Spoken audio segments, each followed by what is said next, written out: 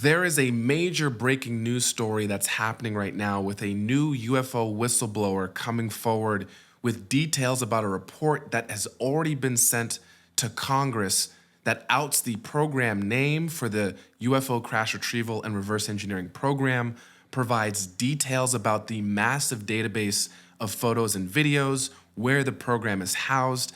This is a great story to come out on my first day back. We're just gonna dive right in. So the title of the story is Pentagon is illegally hiding secret UFO program from Congress, whistleblowers allege. The first half of the story is really meant to catch up readers who have not been following all of the statements that have been happening over the last 2 to 4 years between what the Pentagon is saying, which is that there's no there, versus what several, not only former government officials, but members of Congress, former CIA directors, former directors of national intelligences. There's a lot in the beginning half of the story, but the meat and bones is about Immaculate Constellation, the alleged program name for the parent UFO crash retrieval and reverse engineering program, which is being revealed for the first time in this article in the public. So we're gonna go through this piece by piece. There's some interesting details here we'll cover, and then I'll have some analysis towards the end. So the top line summary here is that Congress is in possession of a report that details in excruciating detail the structure and format of how this crash retrieval program has been operating. Quote, one of the individuals is a current or former U.S. government official acting as a UAP whistleblower. The person has written a report that says that the executive branch has been managing the UAP, Unidentified Anomalous Phenomenon, / NHI, non-human intelligence, issues without congressional knowledge, oversight, or authorization for some time, quite possibly decades. It goes on to say, furthermore, these individuals, plural, have revealed the name of an active and highly secretive DoD unacknowledged special access program. We'll talk about that in a second. The source of the document told the public that the USAP is a strategic intelligence program that is part of the U.S. military's family of long-standing, highly sensitive programs, plural, dealing with various aspects of the UAP problem. That program is named, allegedly, Immaculate Constellation. The article continues, the new UAP whistleblower claims the U.S. military and IC database include videos and images taken using infrared, forward-looking infrared, full motion video, and still photography. The government whistleblower made their claims in a report provided to authorized committees of Congress and their staff. This is likely to be either the Senate Intelligence or Senate Armed Services Committees alongside the House Armed Services, House Intelligence, or potentially either of the oversight committees. The whistleblower alleges that the DoD created this program, Immaculate Constellation, in 2017 after the New York Times article that was published that we've talked about a million times on this channel, an article describing the informal UAP study program, which was called ATIP, the Advanced Aerospace Threat Identification Program, which was actually an offshoot of OSAP, the Advanced Aerospace Weapon Systems Application Program. Again, we have plenty of videos that talk about that on this channel. The report that was shared with Congress says Immaculate Constellation serves as a central or parent unacknowledged special access program that consolidates observations of UAPs and by both tasked and untasked collection programs, or platforms. So the idea is sometimes they're capturing this stuff inadvertently while they're doing other stuff, and other times they're capturing this stuff with the intent of capturing this stuff. This is fascinating. The whistleblower's report includes 7 categories of evidence. It describes in detail various UAP sightings collected by technical assets and U.S. military personnel. The multitude of wavelengths collected by these sensors, the report says, have captured UAP characteristics that are difficult or impossible to observe with the human eye alone.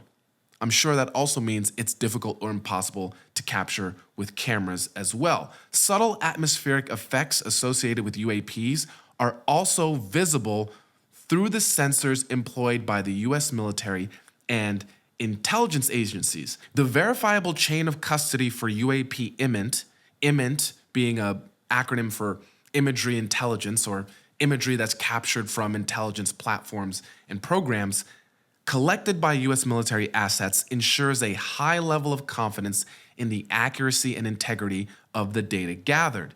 The report concludes that the existence of Immaculate Constellation, I can't believe that's the name, demonstrates the existent capability to detect, quarantine, and transfer UAP, Unidentified Anomalous Phenomenon, and ARV, Alien Reproduction Vehicle collection incidents before they are observed and circulated within the military intelligence enterprise, thus serving as a means of enforcing internal information security. Let's unpack this one sentence for a second. So, the conclusion of this report that's been provided to multiple committees in Congress, remember, we were just in DC 3 weeks ago talking to some staffers of members on these committees, makes the claim that this program has the capability to detect UAP, to quarantine, to capture, to recover them, and to transfer not only UAP that the implication here means ostensibly are coming from a non-human source, but also alien reproduction vehicles, which is part of this whole claim that we've known this forever and we've been reverse engineering and actually have been successful at it.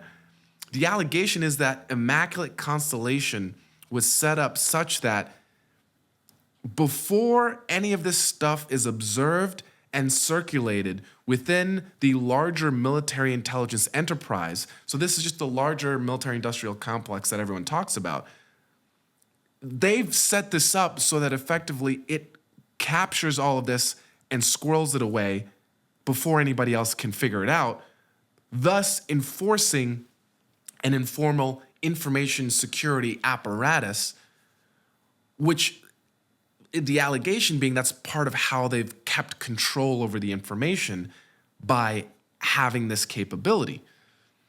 The article goes on, it continues. A former IC official confirmed to public the existence of Immaculate Constellation. Quote, that program is run out of SecDef, the Office of the Secretary of Defense. The person said, they don't want to acknowledge it's real. The same person warned that simply printing the name Immaculate Constellation could trigger government surveillance under the Foreign Intelligence Surveillance Act, or FISA. Some of you may be familiar with FISA after some of the news related to the FISA court and the monitoring of some members of Trump's administration who were in communication with alleged spies from the Russian government. And when you are on a phone or have any association with foreign intelligence officers, you can be inadvertently captured in these surveillance programs. So what this is saying is, if you say Immaculate Constellation, there's an exemption that allows the government to then monitor what you say. They won't comment on it, but talking about it will put you in the danger zone. Oops. Oops. Oops.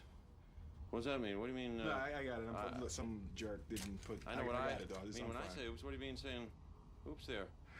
Well, you say we try that one again, huh? Yes, without the oops. They enforce the secrecy with a lot of vigor. And this dovetails with almost every story we've heard in sort of the modern era around this, where so many of these alleged whistleblowers who are coming forward claim to fear for their lives. And we're hearing this not only from reporters that have been covering the story, but even members of Congress like Senator Marco Rubio, who made that same statement to Joe Khalil at News Nation in an interview about a year or two ago. The article continues. The whistleblower's report said that a significant volume of intelligence reports documenting first-hand encounters with UAPs or UFOs by DoD personnel exists within Defense HUMINT, another acronym for Human Intelligence Databases, accessible to the intelligence community. So these are sort of people, HUMINT being like sort of word of mouth intelligence gathering.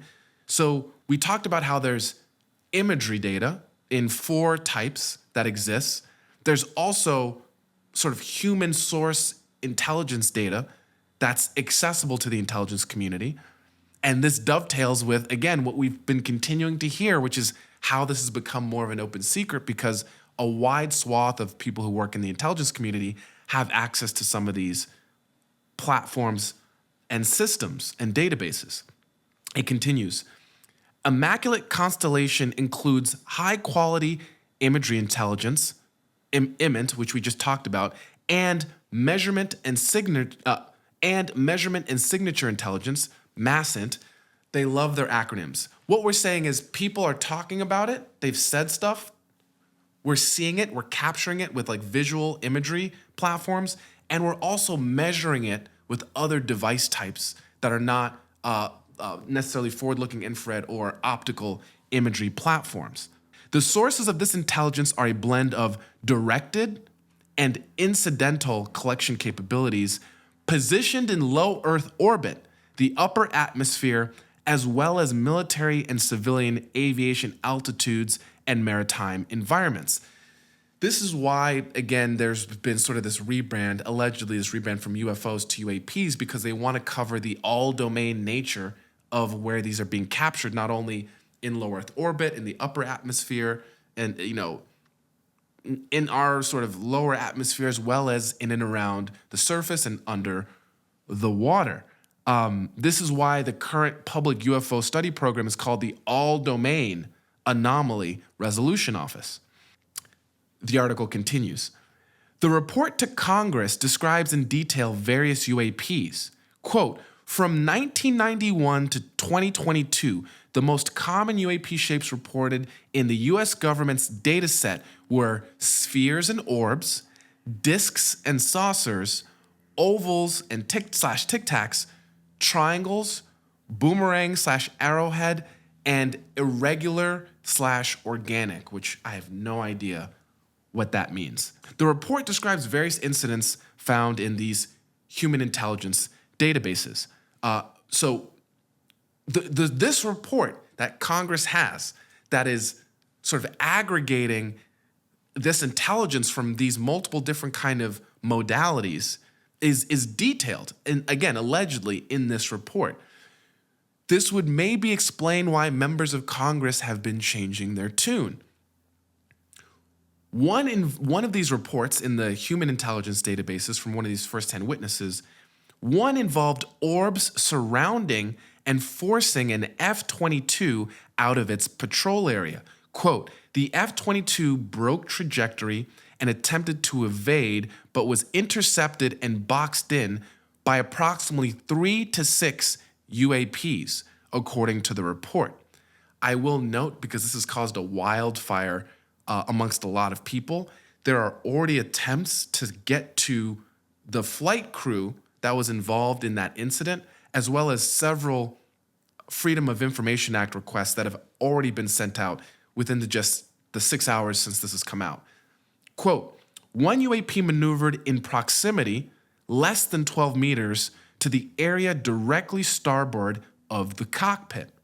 There, the UAP established a rigid spatial relationship with the F-22, maintaining its exact position and orientation parallel with the F-22's cockpit, despite multiple evasive rolls and maneuvers. So if any of you have ever seen those videos where it has like the little piece of, you know, metal or the levitation stuff where it's like locked and you can like send it around this track and it remains kind of in a locked position, that's kind of how they're describing the behavior of these UAPs, which is immensely anomalous for an aerial vehicle platform to be able to, again, maintain its position and orientation with an F-22, that's doing multiple evasive maneuvers, that is an astonishing claim. That's in this report, that's linking to the sources in these databases, that is falsifiable by members on these committees. Surrounded by the presumed hostile UAPs, the F-22 was forced out of the mission area under the escort of the UAP formation. In another incident, the crew of a Navy aircraft carrier watched a small orange-red sphere rapidly descend from high altitude to 100 to 200 yards directly above the flight deck of the CVN, the aircraft carrier. If you watch some of my previous videos, that sounds very familiar to something I would know a little bit about. It's fascinating. The article continues. The UAPs appeared to emit an soft orange-red light, which bizarrely did not illuminate the ocean or the flight deck of the CVN, despite the visual appearance of intense luminosity. The surface of the UAP was observed to be dynamic, roiling like the surface of the sun. Again, if you go back to my previous videos, this piece sounds very familiar to me. Now, it goes on to a new section that's titled UAP Disinformation and Disclosure.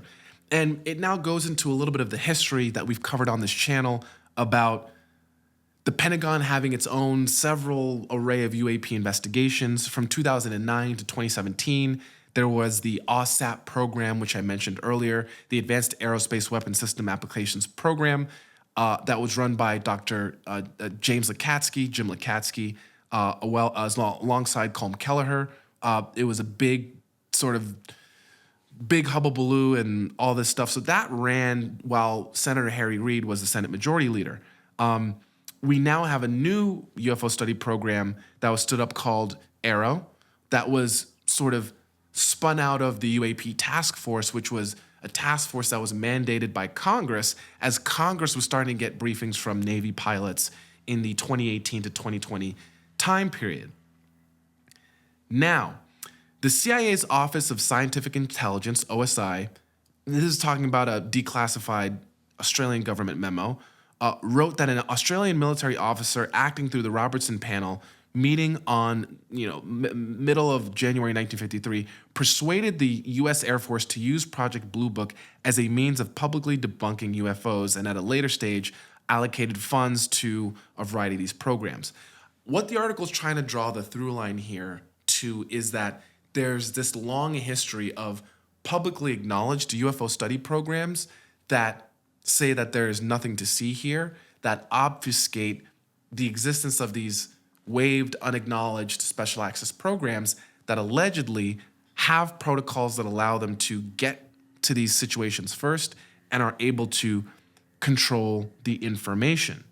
Now, the article dovetails this with the former head of ARROW, who has retired since earlier this year, Dr. Sean Kirkpatrick, who had previously disparaged UFO whistleblowers and speculated that a Tic Tac-shaped UAP, the Tic Tac case, the Nimitz case from 2004, that 4 Navy pilots reported had evaded their approach and could have been backyard lighting balloons. So that's kind of, again, very reminiscent to the swamp gas explanations that came out of Project Blue Book.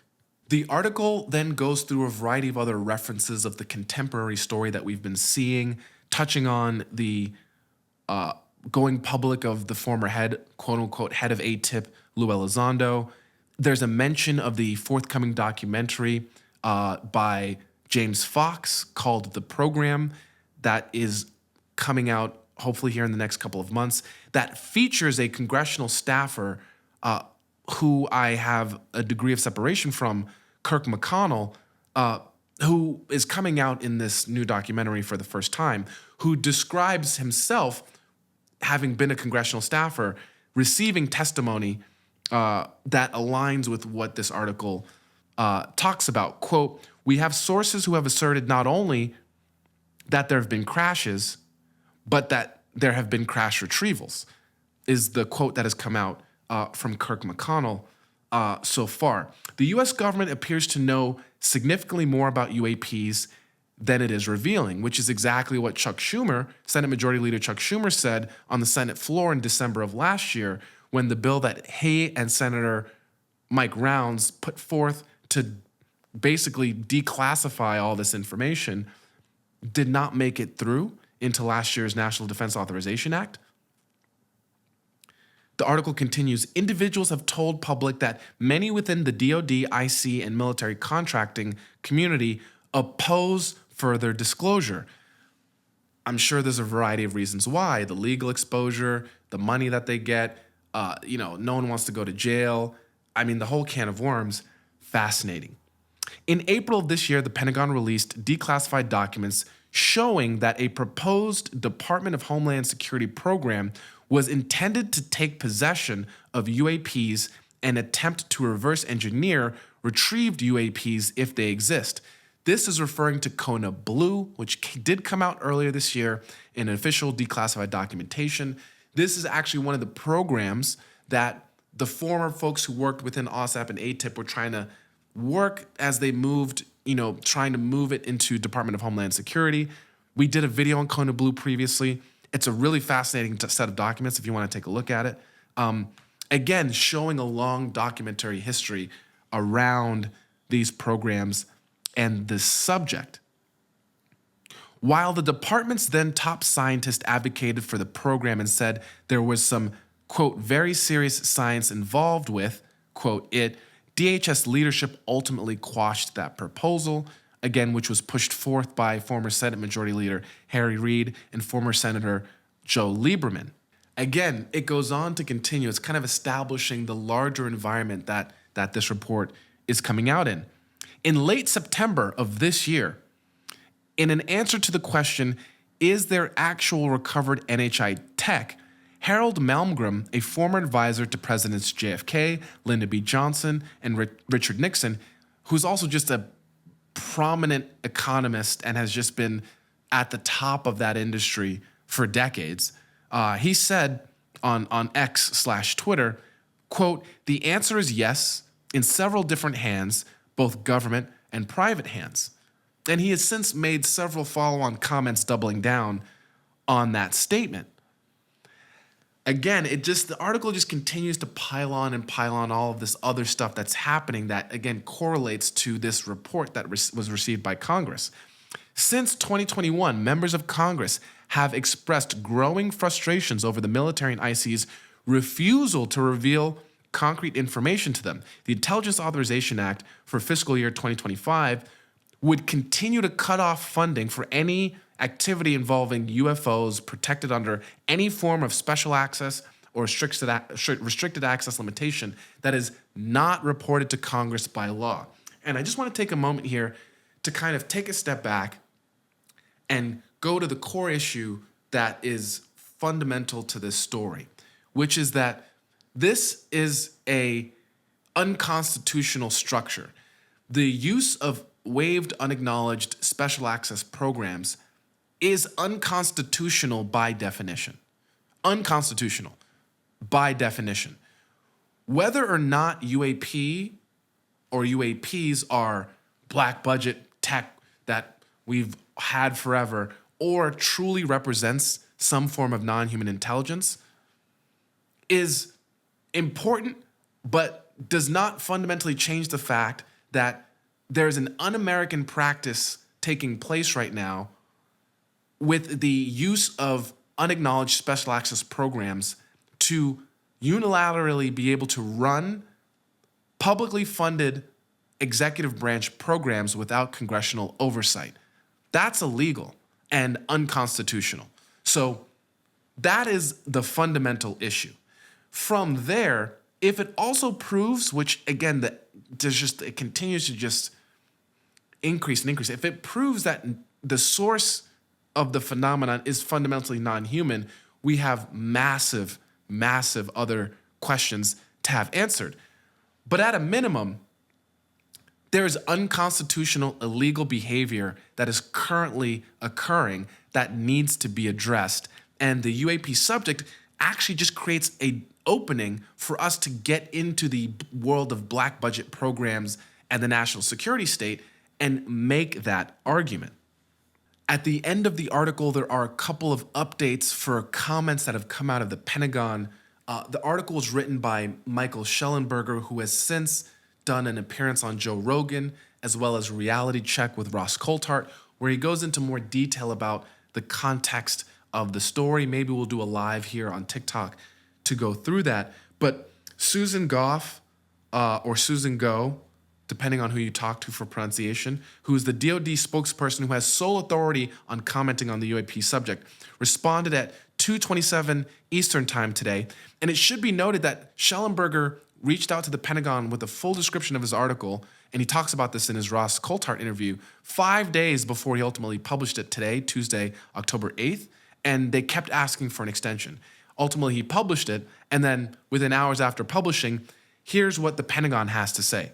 Quote, to date, the department has found no evidence of the existence of any classified UAP program, including any SAP or controlled access program related to UAP that had not been properly reported to Congress.